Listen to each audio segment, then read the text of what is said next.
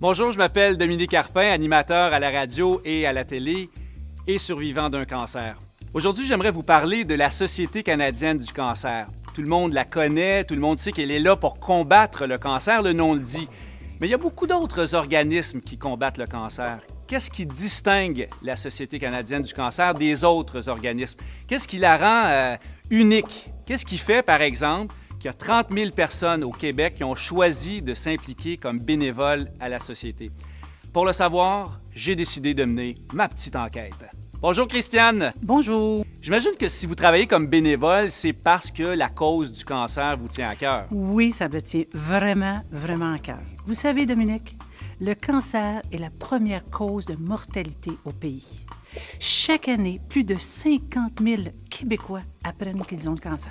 Mais pourquoi avoir choisi de vous impliquer précisément avec la Société canadienne du cancer? Parce que j'ai l'impression, comme bénévole, d'y avoir vraiment trouvé ma place. Et puis, aux côtés de milliers d'autres, j'ai la conviction de faire partie d'une force bénévole qui peut vraiment changer les choses. Je vois que vous êtes fière de ce que vous faites, Christiane. Oui, très, très fière.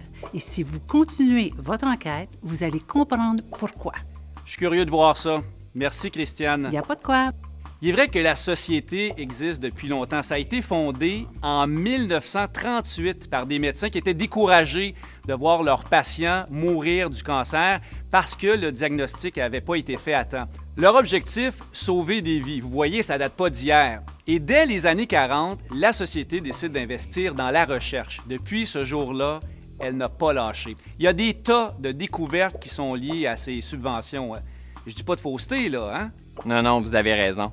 Après les gouvernements, on est l'organisme de bienfaisance qui finance le plus la recherche sur le cancer au pays. En recherche, on est définitivement un joueur de premier plan. Vous savez, quand la Société a été fondée, le taux de survie au cancer était seulement de 25 %.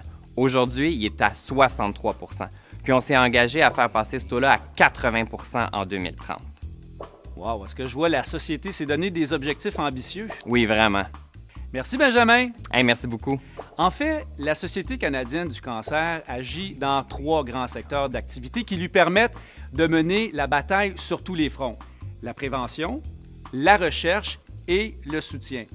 La recherche est essentielle pour comprendre la maladie, la traiter et la prévenir, mais il faut également apporter du soutien aux personnes touchées par le cancer. Et pour réaliser tout ça, eh bien, on a besoin d'argent. Ah, ça, tu peux le dire. Tu permets que je vienne dire mon mot? C'est José, ça? Oui, c'est moi. Dominique, si la Société canadienne du cancer peut agir sur tous les fronts, c'est grâce aux bénévoles et aux employés qui savent que chaque dollar compte puis qui mettent une énergie incroyable dans les collectes de fonds. Sincèrement, pour avoir côtoyé tout ce beau monde, moi au Relais pour la vie et toi lors de la vente des jonquilles, on est bien placé pour le savoir.